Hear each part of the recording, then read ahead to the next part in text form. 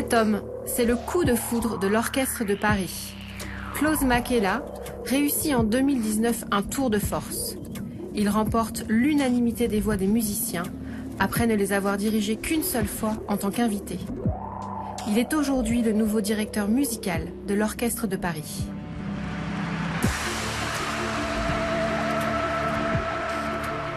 It's still a little bit of a mystery to me why I wanted to become a conductor, because I remembered I had a very, very strong urge. But I think it was just simply because I loved music so much, and I saw that the conductor was able to access all that music.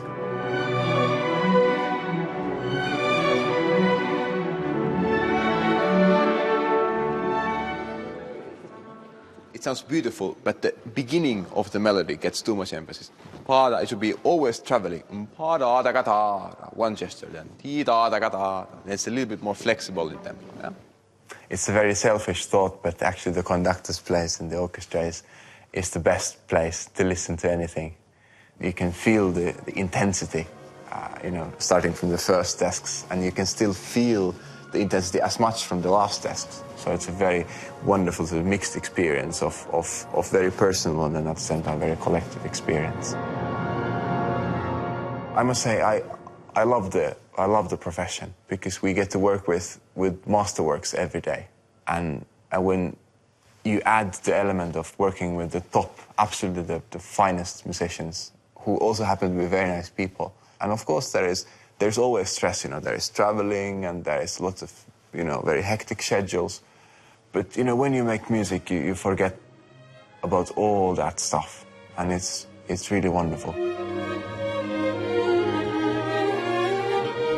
I was very lucky to get to play with many orchestras when I was young, while I was studying conducting, and that was really an important, almost like the second school of conducting for me. That taught many things, because when you were playing among the musicians, you could see yourself and you could see from other people's reactions what were the characteristics of a good and then of a less good conductor. I think it's very important to be completely genuine, completely sincere, because musicians always sense if one is trying to fake or trying to be someone else. That's really annoying, and that pisses people off immediately. So I think to be genuine is the only way to go. I mean, the Paris Orchestra and the Philharmonie, they are like a family to me. And it feels like it, because we share a big amount of time.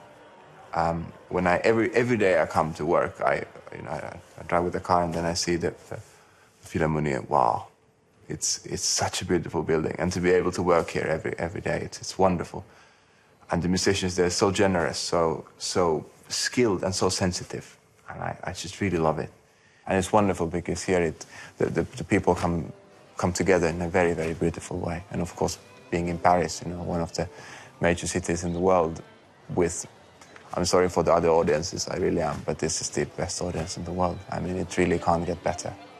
The enthusiasm and the knowledge and the curiosity is wonderful. What I find difficult in musicians' life is not necessarily the technical things, but finding that, because every composer has to be played differently. And to have the knowledge of and the concept for every piece, why this has to be played like this, that takes time. And that's something one has to do for every piece, because if you don't have that, you can't go in front of an orchestra, because that would be impossible. Hello. How are you? My pleasure. You have just played. Just conduct. All right. Yes. And you have the manuscripts here? Yes. That's absolutely fantastic. It's a present of Richard Strauss at the National Library. Very, very interesting. Let's see how it looks. Strauss was always... It's very clean? Yeah, he was such a precise man. Yes. And the music is it's almost overflowing, but it's wonderful how clean it looks. It's really amazing. It's like an edition. Yeah, it's true, it's true. And actually one could conduct from that. I very much enjoy looking at manuscripts and facsimile editions, because it somehow brings you as close as you can get to the composer. I really enjoy all kinds of repertoire. But I mean, my favorite part of the repertoire, there are so many. Of course, coming from Finland, Sibelius is always very close to my heart. French music has always been, which is great because, you know, when you get to work with a French orchestra, it's absolutely amazing because, of course, they have the very special sensitivity and ear for those details. I love, of course, the great classics, Bruckner, Mahler, Strauss, Brahms, Beethoven, and Mozart, which is the closest to my heart, Schumann. New music, very, very, very close to my heart as well. New composers from Iceland, amazing. Anna Thorvaldsdottir, Daniel Bjarnason. From Finland, very good, Sauli Zinove. From America, Andrew Norman, Jimmy Lopez. So many. Unsuk Chin, one of my favorites. Of course, the classic Finnish composers, Magnus Lindberg, Kaija Saariaho. So many good ones. And I think we have to believe in the music of our time and invest in the music of the future as well, because we have so many good classics, but we can have more of them. And then also for the audience, it can be, you know, you never know when you come to a world premiere. It can be, you know, let's say the Jupiter Symphony of the future or the Alpine Symphony of the future. You never know whether you're going to witness a birth of a new legendary piece like that. So it's exciting. So I love all the repertoire. And I think that's the thing which also makes my life so enriching is to have the opportunity to conduct lots of different pieces. But I believe in every piece I conduct in that moment, and I feel that piece, what I'm doing that week, is my favorite piece in the world.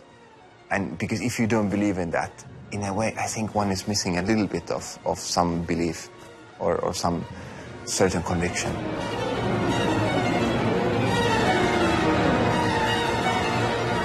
You always have to know that you can do better in this and this and this and this and that.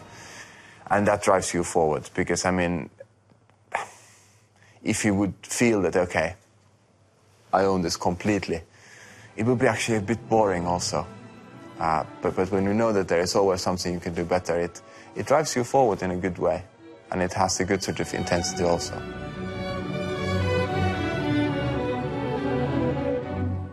I hope the Paris Orchestra will be as inspired as it is these days to play in this beautiful hall, to play for a wonderful public. And that it keeps challenging itself as it does now. It's amazing. You know, people really take a lot of effort in preparing, you know, and they can solve so difficult pieces so easily. They always find something new. And making music is finding something new. And I think that's the most important thing. So, of course, I hope you're very happy then in 5 years.